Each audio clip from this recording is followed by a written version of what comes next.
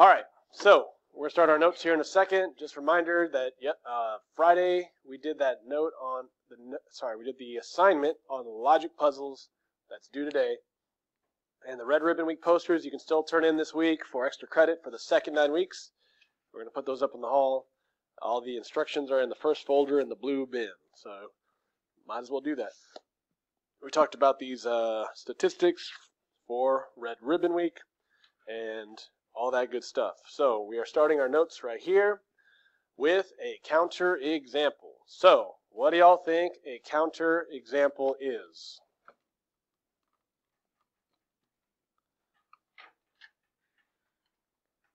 Anybody have an idea of what a counterexample is? Counterexample.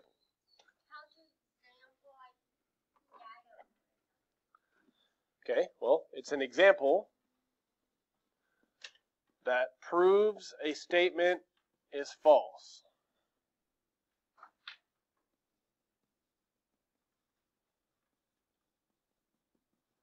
Okay, so if I said the Dallas Cowboys are the #1 in the power rankings of the NFL, that would be false because, and you could tell me the counterexample. Who is #1 in the power rankings of the NFL? Not right now. It would be the Chiefs, last I checked. Okay? So, do you see how if I say something, not only do you say that's wrong, but it's wrong because, and you give me a statement, and that statement is called a counterexample. So let's try that for math. If a figure is a square, then it has 4 sides. Is that always true? Yes, okay? If it's a square, it has to have 4 sides. There's no square with 3 sides or 5 sides, right? Right? So, on the second one, what if it flips around? If it has 4 sides, then it's a square. Is that true? Can be. Is it always true? No, it's not always true. So, that statement is technically false because, and give me a counterexample. Can you tell me a 4-sided figure that is not a square? A rhombus. What else? A rhombus is like a diamond shape. What else? A diamond, yeah, same thing. I already said rhombus. Okay, kite, parallelogram, rectangle, strombus. That's one. You can look that one up. Strombus. It's a word. So, #3, if 2 different circles intersect, then they intersect at 1 and only 1 point. Is that true or false? Okay, so you're telling me it can intersect more than once. If you say false, sometimes you can just draw the picture to show it. And yeah, I can draw 2 circles that intersect not once, but twice. There's my counterexample as an illustration. Okay? So there you go. Does everyone understand what a counterexample is? It's an example that proves something is false. Okay? So, we're going to talk about different statements today, and the first one is going to be a conditional statement. So I'm going to put blue stars next to important new stuff that we're going over. A conditional statement, which we kind of introduced on the Red Ribbon Week posters, is the first blank. A conditional statement is a statement that can be expressed in if-then form. So I would say if something, then something. If we're thinking of Red Ribbon Week stuff, if you drink and drive, then you go to jail. Okay, that's a advertisement that you see. Now usually they say drink and drive, go to jail. They don't even use if-then, but it's implied. If you drink and drive, then you go to jail. Right? That's a conditional statement. Okay. So, if the Cowboys win, then Mr. G wears a victory polo the next day, you know? And sometimes, when it's Jersey Day, it goes a little crazy, right? So, the blank of the statement is the part that follows the word if. Now, for conditional statements, I want you to notice, we're going to be using P, arrow, Q. What does P, arrow, Q mean? Well, it means P implies Q, or if P, then Q. Basically, P leads to Q. Now, this first blank right here, the blank of the statement is the part that follows the word if. So right here, if P, P stands for the hypothesis. Does everyone see that hypothesis has a P in it? So which one, P or Q, is hypothesis? It's the one with the P. The one with the P is the P. Hypothesis has a P in it. Okay? Now, that's after the word if, we get the P.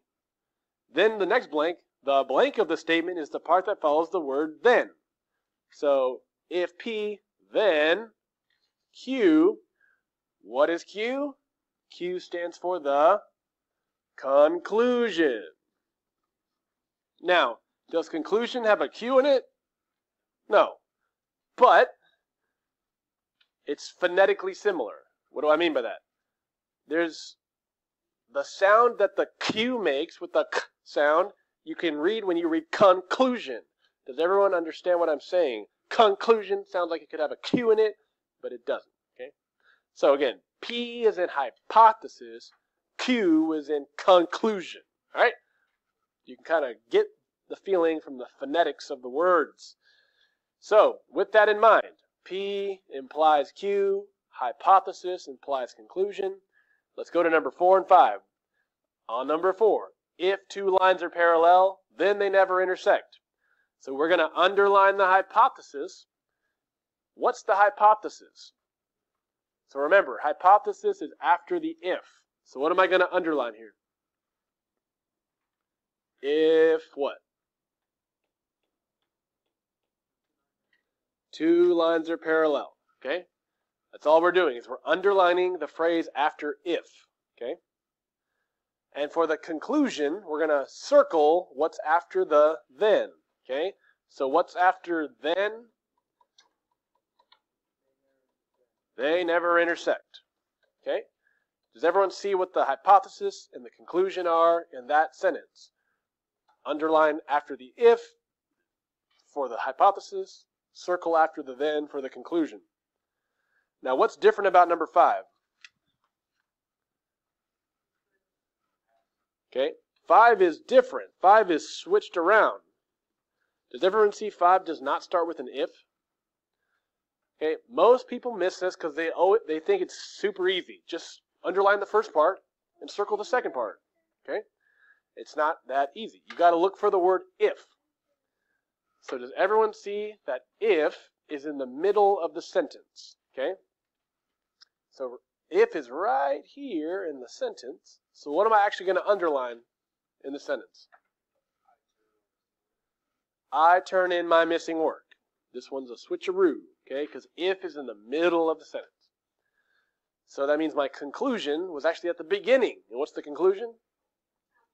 I will pass my class.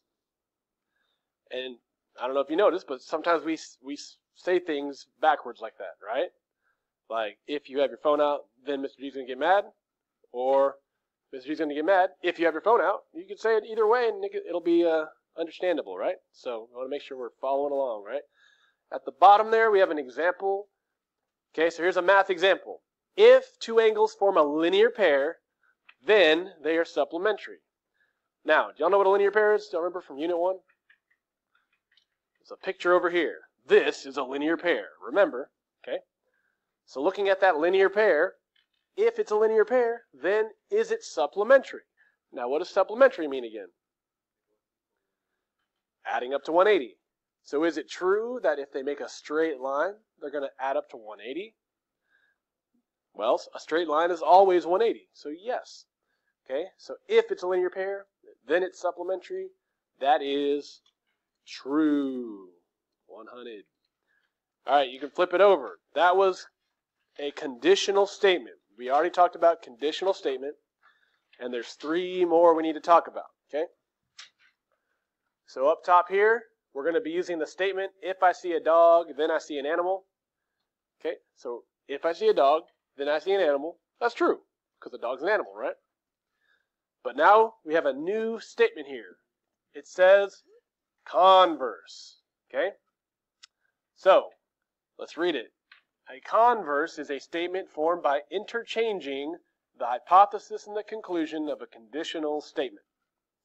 So if you look right here, is everyone's eyes over here. Okay? So right here is our original. P implies Q. It becomes Q implies P. What happened with P and Q? It was a switch. Okay? So what I'm going to do is I'm going to see if I can put this in widget mode. There we go. Okay. So I'm going to show y'all something cool. By the way, Jersey Day. Y'all like that? That tie? That jersey? On fleek Cowboys jersey? All right. So check this out. So you can look right at me or you can look at the screen. Either way. Okay. But I have P and I have Q. Okay. If I can. There we go. P and Q. P implies Q is our conditional statement. That's what we start with, right? So P implies Q. Now, for converse, what did we do with P and Q? We switched the order. Okay? Now, how can we help ourselves remember this? We can ask the question right here because I know you know the answer to this. If you were outside of my class and you heard the word converse, what would you think of? Conversation or the shoes. What are those? So, yes. And I used to wear Chuck Taylors in high school. They're cool, you know.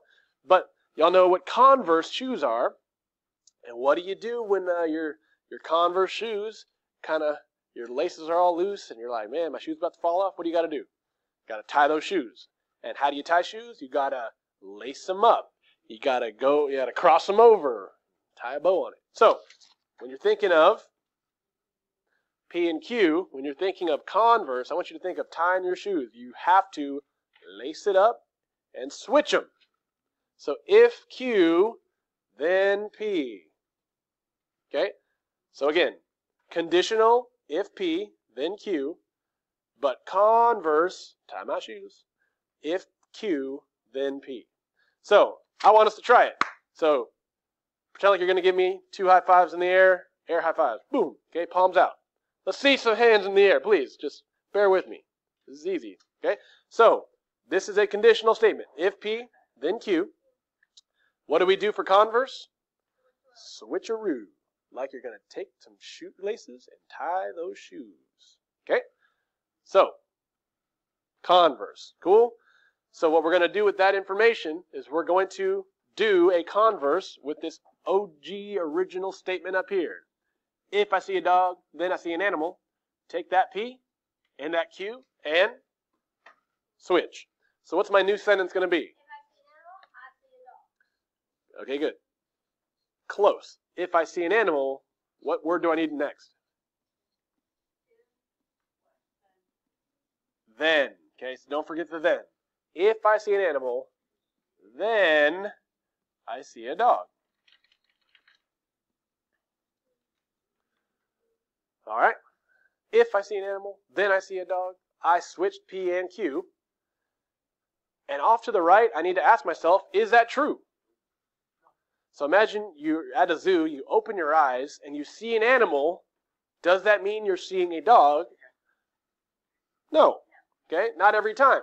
So I'd say that's false. But what is the counterexample? What could you be looking at? Specifically what? An elephant or anything. Okay. Someone said a narwhal earlier, and that's weird, but it's true. It's an animal. Google that. It's some weird horned fish or something. All right. So converse. Does everyone get the idea? So switcheroo, like you're tying your shoes. P and Q switch places. P is the hypothesis, Q is the conclusion. They just switch. And then you can ask yourself, is that true? And answer it on the side there.